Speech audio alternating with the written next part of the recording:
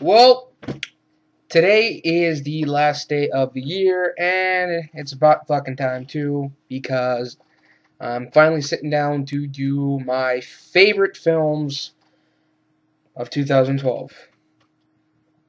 Now, after this, I got one more list, which is my my so-so films of the year. Hopefully, I can get that done tonight. But for now, so I don't have to do too much editing with this video, let me just start off first with, I guess you could say, my honorable mentions. I'm going to start number 13, 12, 11, and then I'll go into my top 10. So at number 13, I have Expendables 2. Expendables 2 is a movie that it's definitely kind of gone down a notch since I've seen it here at home.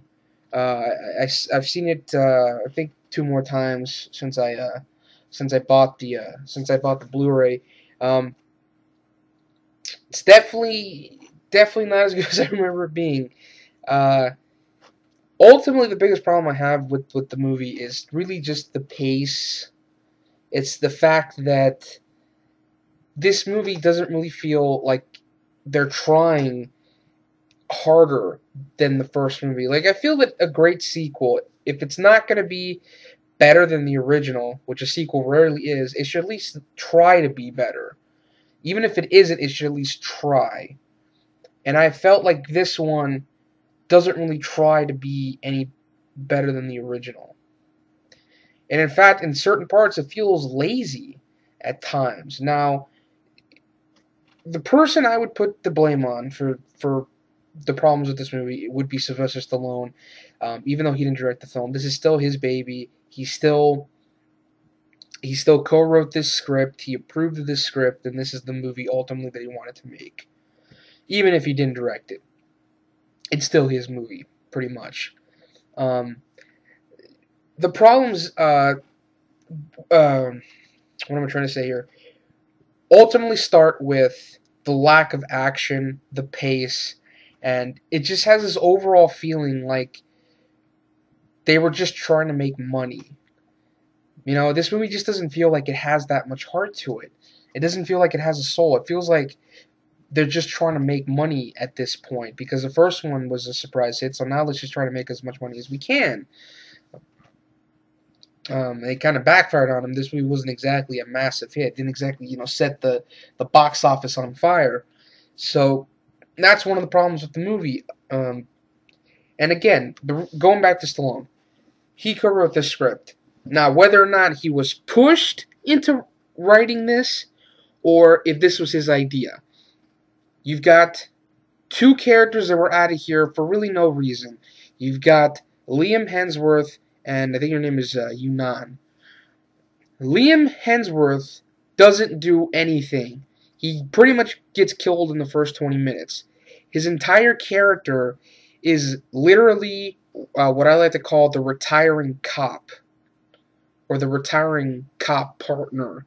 Because if you've seen a lot of movies, there's always that cliche where the main character has a partner who's going to retire in either a short amount of time or in a couple days.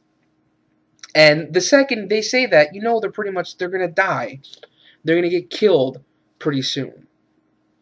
The one I can think of off the top of my head would be To Live and Die in L.A. In fact, the entire plot of that movie gets started after William Peterson's partner says he's going to retire in 3 days, and he gets killed a little bit after that. So that's essentially Liam Hemsworth's character. The second he says, I'm going to quit, I'm going to go be with my girlfriend, you might as well have just had the fucking movie freeze frame with a caption on top of his head that says, this guy's going to die. And that's it. That's the extent of his character, is just to be there to die, to provide motivation for Stallone and the rest of the Expendables to go seek revenge. And I feel, again, laziness. It feels like Stallone just did that, maybe to try and younger people, but it doesn't really matter if he was in it, because he gets killed, and also because nobody who isn't already a fan of this type of movie is going to go see it. So it was pointless. And also, it's almost like Stallone didn't want to kill off anybody in the main cast, even if Jet Li wasn't in it that much and didn't want to be in it that much, apparently. So why not just kill him off? I don't know. Also, the character of Yunnan, I know Stallone, at his age, he's probably better looking than me.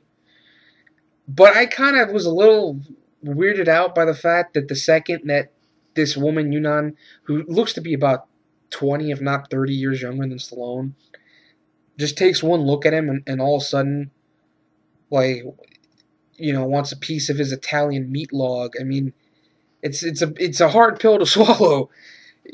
She looks to be about 20, maybe 30 years younger than him, and she's coming on to him after one look, and she comes on to him later on in the movie. I don't know. It seems a little arrogant, because, again, Stallone wrote the script, and, you got characters that don't do that much. I mean, even in my initial review, I think I said that I wish Van Damme had done more, because he's not in the movie that much. And really, I feel like Stallone should just write a buddy action movie for him and Jason Statham, because him and Jason Statham, they get the best moments in the movie. A lot of the first movie was them together, so I felt, why not? And they got great chemistry together, I will admit that, so why not just make a buddy action movie? That's pretty much what the vibe you get from both this one and some of the first Expendables movie. But, I mean, the added humor I was fine with. I laughed at that stuff. Maybe not the second time around, but overall I thought, I didn't mind it too much. But there's just not, after the opening sequence, the movie really slows down. And none of the other action sequences leading up to the end were that spectacular, except for me, that little scene in the village, which had a couple decent moments there. And then you've got the ending, which, the ending in the first one, honestly, thinking about it and watching that ending again and compared to the ending of Expendables 2, it was a much better ending. More stuff happens. It's more entertaining. I mean, I didn't appreciate the fact that it was too dark sometimes. I couldn't see what was going on. And this movie primarily takes place during the day, which I liked a little bit better. But the ending of the first one, I felt more stuff was going on. You got this group of guys doing over here, this group of guys doing this, this group of guys going over here. You got that trail of gasoline that blows up. You got Stallone with the two guns. You got Terry Crews picking up a missile and throwing it, and Stallone shoots it and blows up the helicopter. You got that scene where Gary Daniels gets his neck snapped, when they kick him like that. It's kind of a cringe-inducing death scene. Here, they just they come in, they pretty much mow everybody down, just start blindly firing and kill everybody. And then you get kind of a really piss-poor fight between Stallone and Van Damme. And that's another problem I had with the movie the first time I saw it. And watching the special features of the Blu-ray, you find out that the fight was actually going to be a lot longer. It was going to involve, I think Stallone said, hammers, like a hatchet and fire, and it was going to be much longer. And then he says, you know what? Nope, that's not how it's going to be. So, yet there's another thing that you can blame Stallone for. Stallone was the one who basically said the fight shouldn't be like this. It should be more like how it turned out. It should just be this character just unloading all the frustration he has against, the villain of the movie. It's not even because I thought maybe it was like that because of the accident that Stallone had. Or maybe because they quickly came up with this fight. No. It's because Stallone felt that that's not how the fight should have been. It should have been like this, the way it turned out in the movie. That was how Stallone wanted it to be. And again, I don't like bad-mouthing Stallone. I'm a fan of Stallone's, but he's got to take some of the blame here. And I can't say I don't like the movie. I still can watch the movie and have some fun with it. I do appreciate the fact that it's more of the Expendables together pretty much throughout the whole movie. Again, some of the humor was fine with, and honestly, I would say Expendables 2 was probably shot PG-13, and then they just added a bunch of CGI blood afterwards. I believe it. If you watch it, you see like 2 or 3 little practical blood effects, but most of it is just aftermath, like just some blood smears on a window or something. The rest is pretty much just all CGI. So I would believe it was PG-13, and the fact that there's no curse words. So there you go. But like I said, I can never hate the movie. I can never say I don't like it because I really love what it stands for, what it wants to be. Because these type of movies just don't get made anymore. So, I mean, I don't know. I mean, as far as Expendables 3 is concerned, I would say they're probably gonna get a different director, get somebody else to write the script. I know it's probably gonna be a pain in the ass because, to bring in someone new who doesn't know these characters the way Stallone does. But if you can get just the right writer and the right director, I think Expendables 3 could be an improvement. But like I said, I would say Stallone should just sort of step away from the writing aspect as well and just let somebody else have, give somebody else a chance to give their take on the Expendables. See what somebody else would do with this. It might be better, it might be worse. I don't know. But anyway, at number 13, that's Expendables 2. Again, don't hate the movie, but don't love it. Now I would say that it's a good effort. I would say, but at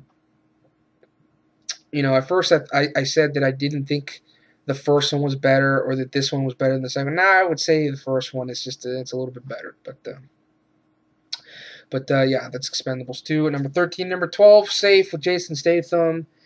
This one would probably be a little bit up higher if it was not for the first 30 minutes and the ending. The middle of the film is great, though. That's really where the film really gets going with the action and Jason Statham just kicking ass. But the first 30 minutes I thought were edited really poorly, setting up the story of both characters, which honestly, I don't think you really needed the stuff with the girl. I really don't. I think you probably would have been better off just showing Jason Statham's story and then just having that scene where he meets the girl and he saves her and she just sort of explains to him what happened. I mean, I know it's exposition, but it would have moved the movie along a little bit faster. And you still would have gotten the point across if if the girl had just explained what was going on. And the very end of the movie, I know they're trying to do sort of something different. I thought the ending was fucking lame of Safe. I really did. Because all it is you think there's going to be a fight, which would have been awesome, but instead it's just the girl picks up the gun, shoots the bad guy in the leg, he falls to the ground, Jason Statham picks the gun back up, and then just shoots the guy over and over again. And then they make copies of this disc that they got earlier, they return the money, which I don't know why the fuck they did that. They return the money, well, most of it, they keep some of it, and then they say that they're going to pay James Hong back? Why? Just take all the money. Who gives a shit? I figured that you could probably make a new life for yourself for $30 million as opposed to just, what was it, 28? I think they kept like $2 million? I don't know why they did that. Why didn't they just take it all and just disappear? I guess I figured that if they took all the money that they would keep looking for them. I don't know. It's not like fucking James Hong knew about Jason Statham. He knew about the little girl, but not about Jason Statham. And they never mentioned the fucking Russian mob again after like that one scene with the Russian mobster's son. So I don't know why they should have just kept the whole money. But again, I would have preferred just a fight. You can have all that little stuff later, but just the final fight I think would have been better than just, pop, pop, pop, and then it's over. I just thought it was kind of lame, kind of anticlimactic, and everything just kind of wrapped up a little bit too easily. But nonetheless, I still like Safe with Jason Statham. I still like the movie, though, but not enough to put it in my top 10. So, anyway, that's Safe.